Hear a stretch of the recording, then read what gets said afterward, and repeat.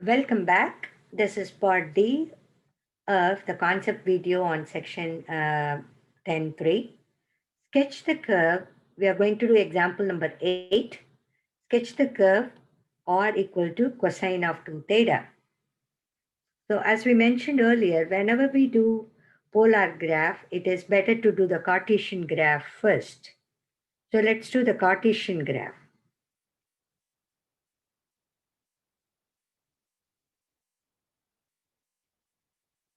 In the Cartesian graph, theta is independent like x-axis or is like independent variable, which is y-axis. So when you look at r equal to cosine of 2 theta, you notice that the period of this one is 2 pi over the coefficient of theta, which is equal to pi. So within 0 through pi, you're going to have one cycle of cosine theta graph. So if you make a rough sketch of this, so you're going to do 0 through pi, 0 through pi, and then pi through 2 pi. So in this 0 through pi, you're going to divide, this will be pi by 4, pi by 2, and then 3 pi by 4, then 4 pi by 4, 5 pi by 4, 6 pi by 4, 7 pi by 4, 8 pi by 4. That will be 2 pi. So 5 pi by 4, 6 pi by 4, that will be 3 pi by 2, 7 pi by 4, 8 pi by 4 would be 2 pi. So you're going to get two cycles of the cosine graph. So cosine graph is usually a tongue-shaped graph. So it starts with 1 and then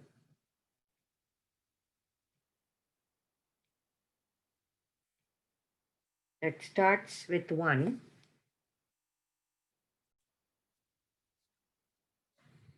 So your cosine 2 theta graph is going to look like this. Within 0, up to 2 pi you have one cycle.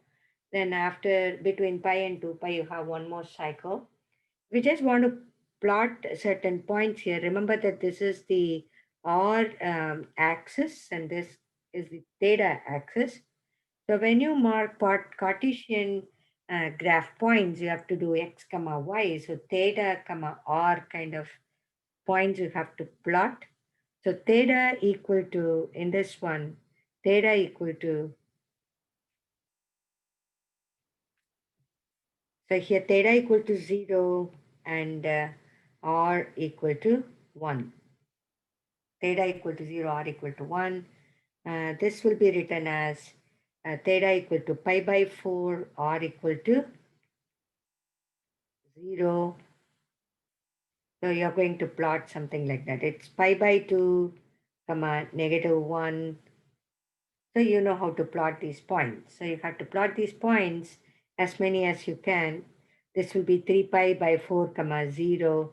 This will be pi, comma, 1. You can complete the rest of the points like that. That is Cartesian graph. Now what we're going to do in order to do the polar graph, we are going to break them into number of pieces. So this is the first piece, and then you're going to do the second piece, that. Then this will be the third piece, which is from pi by 2 to 3 pi by 4. Then this will be the fourth piece. This is the fifth piece, pi to 5 pi by 4. And then 5 pi by 4 to 3 pi by 2. This will be the sixth piece. Then 3 pi by 2 to 7 pi by 4. That will be the seventh piece. Then you have the eighth piece, which is 7 pi by 4 to 2 pi. That is 2 pi comma 1. So we're going to divide them like that. Then we are going to do the polar graph.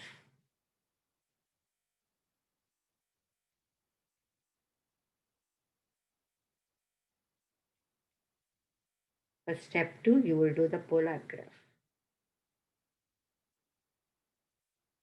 For polar graph, you have to switch r and theta. You have to write r first and then theta. So we'll start off with the polar axis.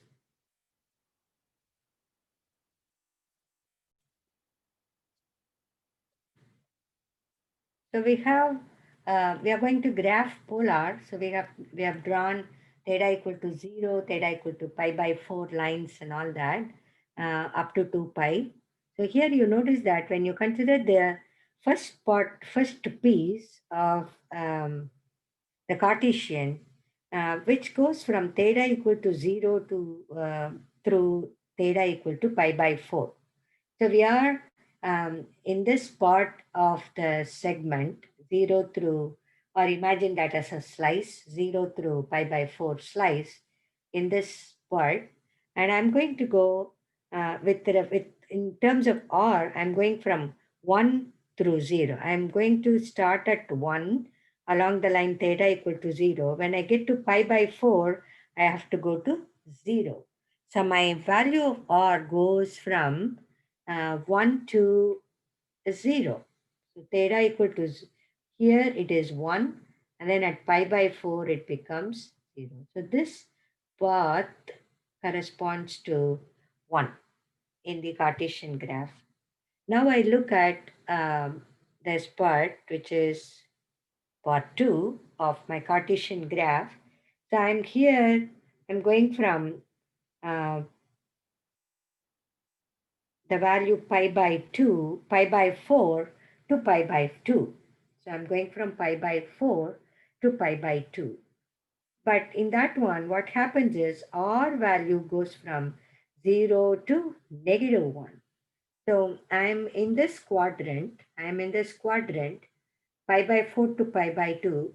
My R value was already at 0, but if R value was positive, but you notice yet R values has to go from 0 to -1. If R value was positive, I would have stayed in the same quadrant, but because R is negative in that quadrant pi by 2, when I get to pi by 2, my R value becomes negative. So I am on the opposite side of the quadrant, so which means that I have to go to pi by 2 here at -1. So here it is r comma theta, r equal to 1, theta equal to 0. Then this, when I get to here, it is r equal to 0 and then pi by 4. When I get to here, this point, it is r equal to -1 and theta equal to pi by 2. Then I go, let me show one more and then we can continue. So I'm in this part of the graph, which is 3 in Cartesian coordinates. There, that corresponds to pi by 2 to pi by 2 to 3 pi by 4, which is kind of this part of the quadrant, this part of the slice. But R value goes from -1 to 0. So I'm here at -1. It's going to go to 0 in that quadrant. Um, so it is on the opposite side because of R value being negative, but I'm getting to the 0 there. So I get this part of the slice. So this part was corresponded to 2. This part corresponds to 3. So like that, you can continue with the rest of the graph.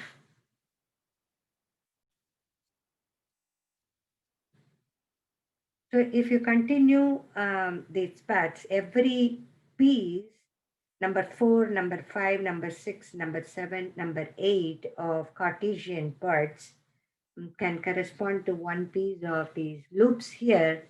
So finally we get four-leaved rows corresponding to cosine of 2 theta.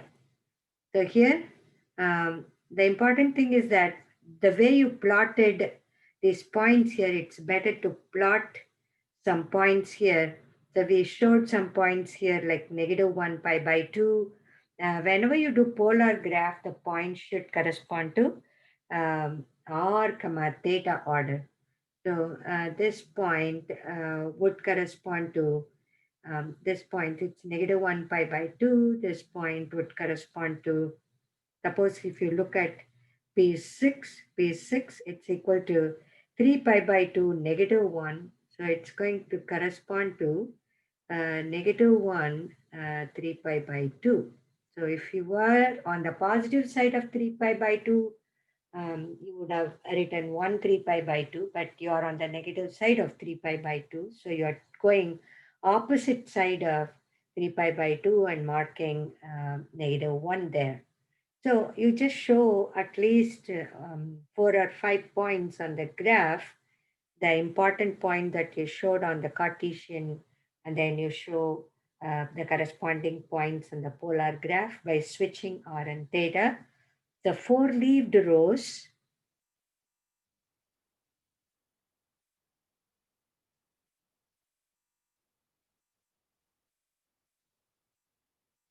and also one more thing that I want to point out here. You look at the number in front of theta, that is even number. So when you have even number 2, let's say 2 here, then you are getting twice that many petals. The number 2 multiplied by 2, you're getting 4 petals in the rows. So if you had been drawing cosine of 4 theta, then the polar graph will have 4 times 2, 8 petals. So the number in front of theta is even. You will have twice the number of petals, twice the number, twice as many as the coefficient of theta, provided that is even. So if the number was 4 in front of theta, then you will have 8 petals. Here it is 2, so you are getting 4 petals. Then, what about symmetry? Just the way we do symmetry in Cartesian graphs to get a better idea of the graph. In polar equation, if a polar equation is unchanged, when theta is replaced by negative theta, the curve is symmetric about the polar axis. If the equation is unchanged when r is replaced by negative r and theta is replaced by theta plus pi, the curve is symmetric about the pole. So for part A, when theta is replaced by negative theta, the curve is symmetric about the polar axis. That is r theta or negative theta. So it's obvious that it is symmetric with respect to the polar axis. For the second one, you notice that r theta and negative r theta, when theta is replaced by theta plus pi, then the graph is symmetric about the pole. So the second part is an example. The graph is an example of part B. So in other words, this means that the curve remains unchanged if we rotate through an angle of 180 degrees about the origin. If the equation is unchanged when theta is replaced by pi minus theta, the curve is symmetric about the line theta equal to pi by 2, like the graph shown in um, part C. These ideas will help us to have a comprehensive graph. Sometimes it is enough if you draw the graph only on one part of theta. You can go only from 0 through pi, then the remaining can be filled in the lower part by looking at the symmetry of the graph. The last idea of this section is tangents to polar curves.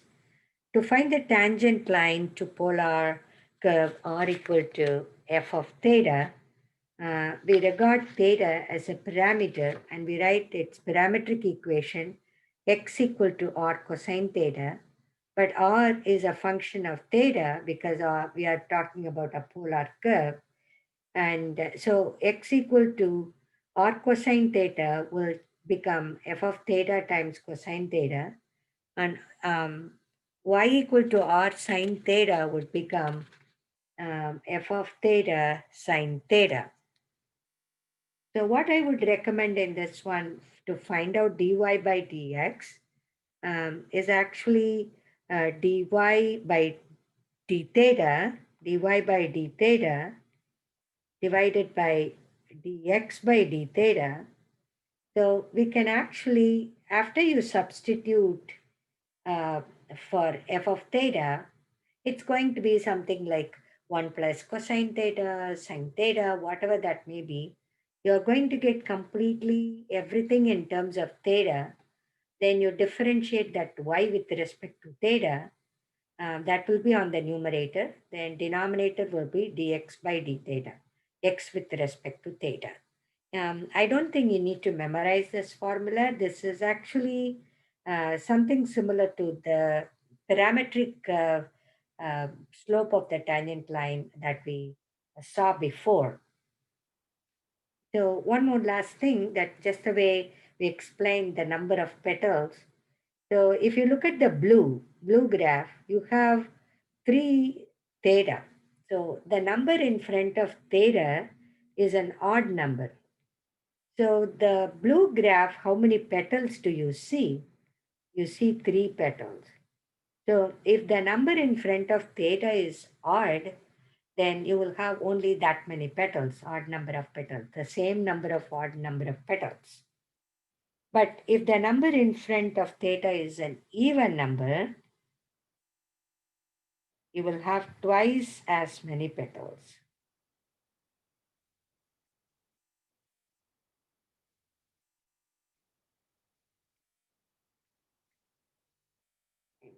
How many petals are there in graph of R1? Graph of R1, there are 3 petals. How many petals are there in graph of R2, which is the red one? I see 8 petals. What value in the polar equation determines the number of petals, which is the coefficient of theta? The coefficient of theta determines the number of petals.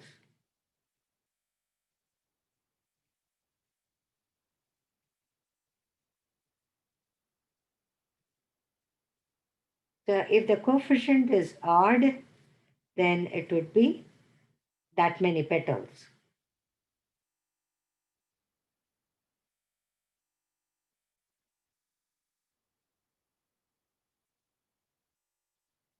When the coefficient is even, you'll have twice the number of petals.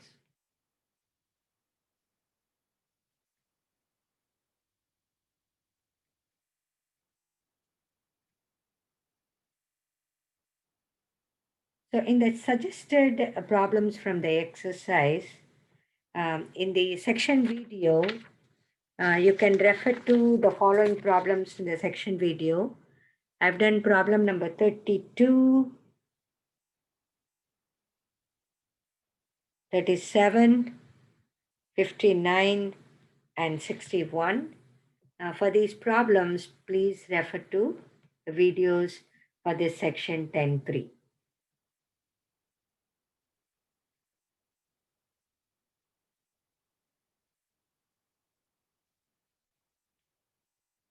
Hope these videos help.